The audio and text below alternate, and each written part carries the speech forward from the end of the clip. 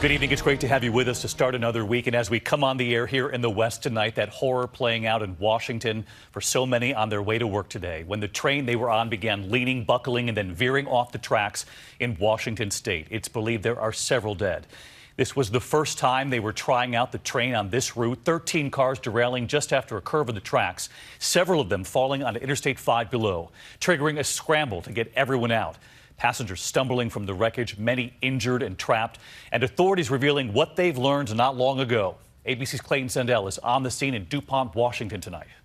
Oh my God. What was supposed to be a celebration, the first run of newer, faster train service, tonight is a tragedy of twisted metal with multiple passengers dead. Oh my God, that train is derailed. Train derailment over the freeway, multiple patients. Amtrak train 501 left Seattle just after 6 a.m. heading toward Portland. 86 passengers and crew on board. At 7:30, passenger Chris Carnes tweeting, "Wow, this train is fast. We are passing traffic on I-5."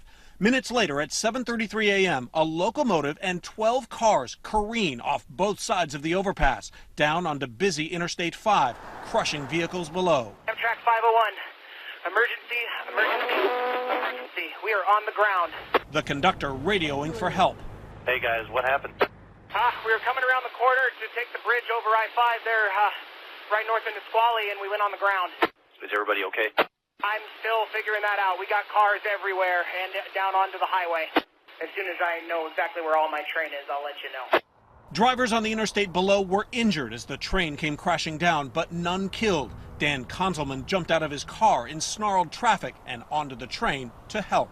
We climbed underneath the train as best we could, and there was people with half their bodies pinned who couldn't move and were in a lot of pain. A lot of them were screaming and moaning, but there's nothing we could do to help them really. So we just stayed with them. They're requesting all possible units. There's bodies on the freeway. When we got to the scene, it was obvious that there were some fatalities and there were a lot of injuries.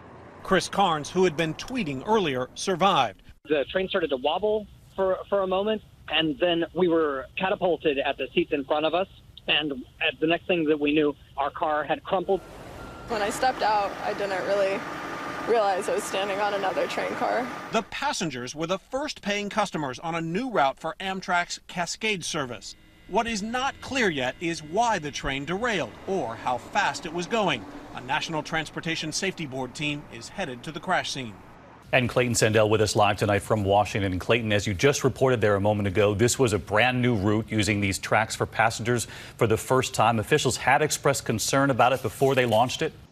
That's right, David. Long before today's derailment, there was a local mayor here who expressed safety concerns over high-speed trains moving through this area. He felt that a fatal accident was inevitable. Now, state police officials tell us they have finished searching the train cars here, and the official death toll stands at 3, though they say there are several injured people still in critical condition. David?